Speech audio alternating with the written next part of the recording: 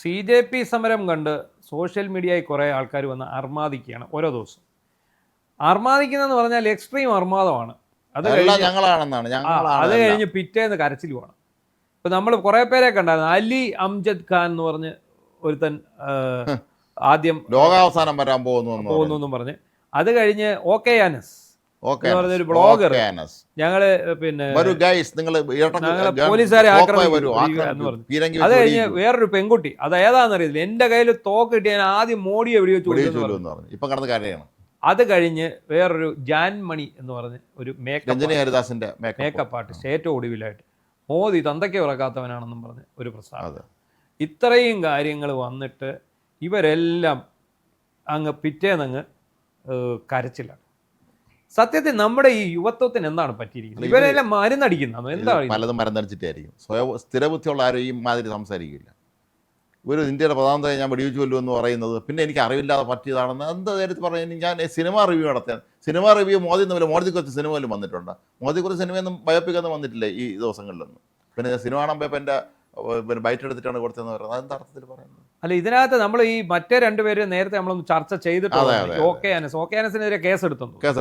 OK Anas പറഞ്ഞത് ഞാൻ ഈ ബംഗ്ലാദേശിലും ശ്രീലങ്കയിലും നേപ്പാളിലും നടന്ന ഈ സമരങ്ങളിലെല്ലാം അദ്ദേഹം ഉണ്ടായിരുന്നതാണ്. നേപ്പാൾ എവിടെയെന്ന് അറിയാമോ ദൈവത്തിന്? അവിടെ നേപ്പാളിൽ പോയി അദ്ദേഹം കല്ലുറക്കി തല അടിച്ച് പൊട്ടിച്ചു എന്നാണ്. എറിഞ്ഞ് പൊട്ടിച്ചു, തല അടിച്ചു പൊട്ടിച്ചു എന്നാണ് അദ്ദേഹം. അവിടെ ചിലപ്പോഴും മരുന്നടിച്ചപ്പോഴേ പുള്ളി അവിടെ എത്തിയതായിരിക്കും. പിന്നെ അദ്ദേഹം പറഞ്ഞത്, ഗൈസ് നമുക്ക് പാർലമെന്റ് ഇടിച്ചു തരുത്താം, ഭരണഘടന സുപ്രീം കോടതി ഇടിച്ചു തരുത്താം. പിന്നെ പോലീസുകാരെ ഗൺ, ഡബിൾ ബാരൽ ഗൺ ഇങ്ങോട്ട് എടുത്തിട്ട് ടിഷ്യൂ പഞ്ചാബികളിൽ ബീഹാറികൾ ഇപ്പൊ വരും. ബാക്കി എന്തൊക്കെ സംഭവിക്കും? എവനെങ്ങാണ്ട് ത്രില്ലടിച്ചിട്ട് ഈ ഒരു അക്രമത്തിലും കലാപത്തിലും എല്ലാം അവനങ്ങോട്ട് ത്രില്ലടിച്ചിട്ട് അവനങ്ങോട്ട് ഇരിക്കാൻ പറ്റുന്നില്ല. എനിക്ക് ഒരു ചെറിയ എന്തോ അസുഖമായിട്ട് ഇരിക്കുകയാണ്. എന്തായാലും ഇത് നീണ്ടുപോകും. ആ സമയം വരെ ഇത് നീണ്ടുപോകണം. എനിക്ക് അവിടെ ചെന്ന് രണ്ടുപേരെ വെടിവെക്കാനുള്ളതാണ് എന്ന് പറഞ്ഞിട്ടാണ് ഈ ആശാന്റെ വിലാപമല്ല എന്ന് പറഞ്ഞാൽ എടാന്നും പറഞ്ഞാണ് പുള്ളി വിളിക്കുന്നത്. ആരെയാണെന്ന് അറിയത്തില്ല. എനിക്കൊന്ന് കൂട്ടുകാരെ ആയിരിക്കും വിളിക്കുന്നത്. എന്താണെങ്കിലും ശരി, യവന്റെയൊക്കെ കിളി പോയിട്ട് വായു വരുന്ന മിണ്ടത്തരം എല്ലാം വിളിച്ചും പറഞ്ഞേച്ച് പിറ്റേന്ന് നോക്കുമ്പോൾ ദാണ്ട് അടുത്ത വീഡിയോ, അത് എൻ്റെ ലീഗൽ അഡ്വൈസർ പറഞ്ഞു ഇത് പിൻവലിക്കണം, അത് വളരെ പ്രശ്നമാകും, നിങ്ങൾ എന്നോട് ക്ഷമിക്കണം, ഞാൻ ചുമ്മാ പറഞ്ഞാണെന്നൊക്കെ പറഞ്ഞ് കരയാണ്. കരച്ചിലോട് കരച്ചിൽ. പറഞ്ഞിരിക്കുന്ന മുഴുവൻ എന്താണ്? കലാപ ആഹ്വാനമാണ് ചെയ്തിരിക്കുന്നത്. അതാ ഇവൻ ഇതൊക്കെ പറഞ്ഞ് എന്തായാലും ഇവൻ പിറ്റേന്ന് കരയുന്നു. അപ്പോഴും ഇവന് കുലുക്കമില്ല കേട്ടോ. ഇവൻ ഈ കരയുമ്പോൾ പോലും, കരഞ്ഞ് ഇവൻ മാപ്പ് പറയുമ്പോൾ പോലും ഇവന് അതിനകത്തൊരു പേടിയും ഭയമൊന്നുമില്ല. അവന് എന്നെ ആരും ഒന്നും ചെയ്യില്ലാത്ത രീതിയിൽ തന്നെയാണ് അയാൾ പറയുന്നത്. അടുത്ത സാധനം വേറെ ആയിരിക്കും അപ്പോഴും. ഇത് നമ്മുടെ ഇതിപ്പോൾ ഒരു ഫാഷനാണ്. തലേന്ന് രാത്രിയിൽ പിന്നെ പോസ്റ്റ് ഇടുക, പിറ്റേന്ന് രാവിലെ എണീക്കുമ്പോഴത്തേക്ക് ഇത് വൈറലാകുന്നു. വൈറലായി കഴിയുമ്പോൾ ഇവൻ്റെ അപകടം മണക്കുന്നു. രാവിലെ എണീറ്റ് അടുത്ത പോസ്റ്റ് ഇടുക. ഇതിൻ്റെ പലതിനെ ഈ ഭവിഷ്യത്ത് അവർക്ക് അറിയില്ല, കോൺസിക്വൻസ് ഒന്നും അറിയില്ലല്ലോ. ഈ യുവമാരല്ലേ, ഈ പുതിയ കക്ഷികളല്ലേ, യുവമാർക്ക് ഒന്നിനെക്കുറിച്ച് ഒരു ധാരണയില്ല. അതുകൊണ്ടാണ് സംഭവിക്കുന്നത്. ഇതൊക്കെ തന്നെ നമ്മൾ കാര്യം ചെയ്യാൻ ഇറങ്ങുമ്പോൾ അത് ഭാവിയിൽ അത് ഏതൊക്കെ രീതിയിൽ നമ്മളെ ബാധിക്കുന്നവർക്കറിയില്ല. ഈ ജാൻമണി എന്ന് പറയുന്ന ആ മേക്കപ്പ് ആർട്ടിസ്റ്റ് എന്താണ് പറഞ്ഞിരിക്കുന്നത്? അവരെന്ത് ഒരു വൃത്തികേടാണ് പറഞ്ഞിരിക്കുന്നത്. ഒരു രാജ്യത്തിൻ്റെ പ്രധാനമന്ത്രിയാണ്. ഈ പ്രധാനമന്ത്രിയെക്കുറിച്ചും അദ്ദേഹത്തിൻ്റെ അമ്മയെക്കുറിച്ചാണ് ഏറ്റവും മോശമായിട്ട്, അമ്മയെക്കുറിച്ചും അച്ഛനെക്കുറിച്ചും. 1947 മോദി അച്ഛൻ മരിച്ചുപോയി. പിന്നെ 50 മോദി ആദ്യം തൻ്റെ അച്ഛനെ കണ്ടുപിടിക്കുക, എന്നിട്ട് മതി രാജ്യം നന്നാക്കുന്നത്. ഇതൊക്കെ ഇവരോട് ആരാണ് പറഞ്ഞു കൊടുത്തത്? എനിക്കതാണ് മനസ്സിലാവുന്നത്. ആരും പറഞ്ഞു കൊടുത്തതാണ്. കാര്യം വിവരമില്ലാത്തതുകൊണ്ട് വിശ്വസിച്ചാണ്. ഈ സോഷ്യൽ മീഡിയയിൽ ഒരുപാട് കള്ളക്കഥകൾ വരുമല്ലോ ഇതുപോലെയൊക്കെ. ചില ആ കഥ കേട്ടതും ആകാം, അതല്ലെങ്കിൽ ആരെങ്കിലും പറഞ്ഞു കൊടുത്തതായിരിക്കും കൂടെയുള്ളവരാരെങ്കിലും. ഇവരെ കൂടെയുള്ള എന്താ ഈ സുഹൃത്തുക്കളെന്ന് പറഞ്ഞാൽ ആരെയൊക്കെ നോക്കുവഹിക്കുക എന്നുള്ളതിലുണ്ട്. ഇവരൊക്കെ പറയുന്നവരെ സുഹൃത്തുക്കളും അങ്ങനെ തന്നെ ആയിരിക്കും. 1989 അദ്ദേഹത്തിൻ്റെ അച്ഛൻ മരിക്കുന്നത്. അതെ, 2022 അമ്മ മരിക്കുന്നത്. അപ്പോൾ ഇങ്ങനെയുള്ള വസ്തുത ഇതായിരിക്കുമ്പോൾ രാജ്യത്തിന്റെ പ്രധാനമന്ത്രിക്കെതിരെ ഇവർ പോസ്റ്റ് ഇട്ടിരിക്കുകയാണ്. ഇത് കേസെടുക്കണം ഇതിന്റെ പേരിൽ. എന്നിട്ട് ഇന്ന് വന്നിട്ട് അവർ കരയുവാണ്, മാപ്പ് പറയാൻ.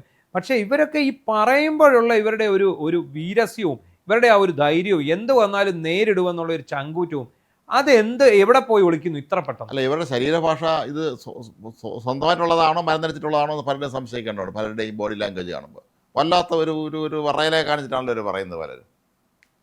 അതിൽ ഈ മേക്കപ്പ് ആർട്ടിസ്റ്റ് വളരെ ദൃഢമായിട്ടും കടുത്ത ആത്മവിശ്വാസത്തിലുമാണ് ഇത് പറയുന്നത്. ഈ നരേന്ദ്രമോദിക്കെതിരെയുള്ള അപകീർത്തികരമായിട്ടുള്ള പരാമർശങ്ങൾ പറയുന്നത്.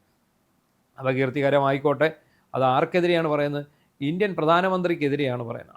ഇന്ത്യൻ പ്രധാനമന്ത്രി എന്നല്ല, ഒരാൾക്കെതിരെയും അത് പറയാൻ പാടില്ല. മാത്രമല്ല ഇവര് സ്ത്രീവിരുദ്ധ പരാമർശം എതിരാണല്ലോ അടിസ്ഥാനപരമായി. എന്നിട്ട് നമുക്ക് അറിയാം, കൊല്ലത്ത് ചിന്താ ജെറോം സംഘവും അച്ഛനില്ലാ നേരത്തെന്ന് പറഞ്ഞുകൊണ്ട് അത് ബാക്കി പറയാൻ കൊള്ളാത്തോണ്ട് പറയുന്നില്ല.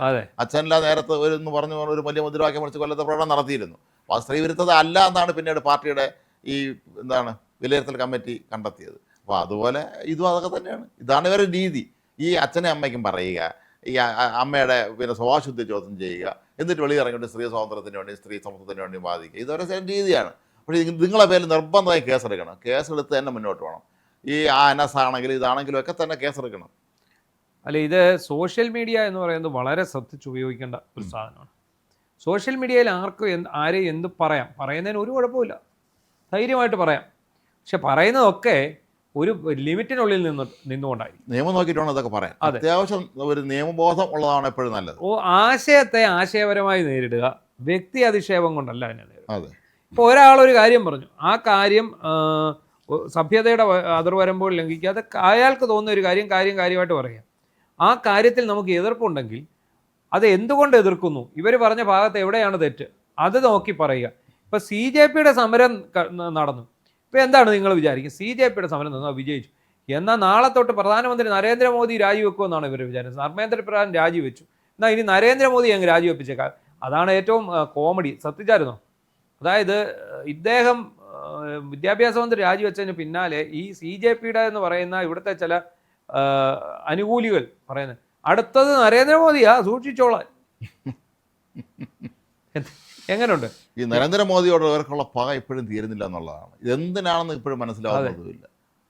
എന്നാൽ ഇതിനൊരു ബദൽ നിർദ്ദേശിക്കോ? അതില്ലേ തന്നെ. എന്നാൽ നരേന്ദ്രമോദിയെ മാറ്റി നിങ്ങൾ പകരം ഒരാളെ കൊണ്ടുവരും. ആരെ? ഈ ബട്ടാസിനെയും സംഘത്തിനെയും മുണ്ടാൻ മടത്തിയിട്ട് നിൽക്കുന്നുണ്ട്. അവരാണ് തിരിച്ച് അതോ ഏക്കേതാ പൂക്കേന്നറിയാൻ പറ്റാത്ത രാഹുൽ ഗാന്ധി. അദ്ദേഹം പറയുന്നത് എന്താണെന്ന് അദ്ദേഹത്തിന് പോലും പറഞ്ഞുകൂടാ. ഇന്ന് വന്ന ഒരു കാര്യം പറയും, പിന്നെ ആ കാര്യത്തിൽ ഒരു ഫോളോ അപ്പും ഇല്ല. പുള്ളിയുടെ വഴിക്ക് പോകും. എന്തെങ്കിലും ഒന്ന് പറഞ്ഞു വെച്ച് പുള്ളി പോകും. പുള്ളി വിദേശത്തേക്ക് മുങ്ങുകയാണ്. ഇയാൾ വിദേശത്ത് എവിടെയാണ് പോകണം എന്നുള്ളവരെ ആദ്യം അന്വേഷിക്കണം. അതിനുള്ള സംവിധാനം ഉണ്ടാക്കണം. നമ്മുടെ രാജ്യത്ത് ഇന്റലിജൻസ് ബ്യൂറോ അവിടെ അദ്ദേഹത്തിന് കുടുംബം ഉണ്ടെന്നൊക്കെ പറഞ്ഞ് ഈയിടെ വലിയ പറ്റില്ല. പക്ഷെ ആരും അങ്ങനെ ഒരു സോഷ്യൽ മീഡിയ പ്രചാരണത്തിനെതിരെ ഒരു പരാതി കൊടുത്തു കണ്ടില്ല. അതപ്പോൾ ഉണ്ടായിരിക്കും എന്നുള്ളതാണ് ഉണ്ടായിരിക്കും. എന്താണെങ്കിലും ശരി, ഒരു കാര്യം ഇതാണ്, ഈ പറഞ്ഞ ജാൻമണി എന്ന് പറയുന്ന മേക്കപ്പ് ആർട്ടിസ്റ്റ്, അതിനേക്കാൾ ഭീകരമായിട്ടാണ് മറ്റൊരു കുട്ടി സംസാരിച്ചത്. അതിന്റെ പേരൊന്നും അറിയില്ല. ഇന്നലെ കരഞ്ഞു വിളിച്ച് സോഷ്യൽ മീഡിയ വീണ്ടും വന്നിട്ടുണ്ട്. പെൺകുട്ടി അത് എൻ്റെ കയ്യിൽ തോക്ക് കിട്ടി, ഞാൻ ആദ്യം ഇവിടെ നെഞ്ചത്തോട്ട് വെടിവെക്കും എന്ന് പറയുന്നത്. അതും ചിരിച്ചുല്ലസിച്ച് പറയുകയാണ്. ഇപ്പൊ ഇന്നലെ വന്നിട്ട് പറയുന്നുണ്ട് എനിക്ക് വെളിയിലിറങ്ങാൻ 2 ദിവസം ഭക്ഷണം കഴിച്ചില്ല. 2 ദിവസമായിട്ട് കടുത്ത മാനസിക സമ്മർദ്ദത്തിലാണ്. ഈ എന്ത് ചെയ്യുമെന്ന് പോലും അറിയാൻ വയ്യാത്ത നിസ്സഹായാവസ്ഥയിലാണ് ആ പെൺകുട്ടി ഇരിക്കുന്നത്. ഇതൊക്കെ ഇതിന് ആലോചിച്ച് നോക്ക്.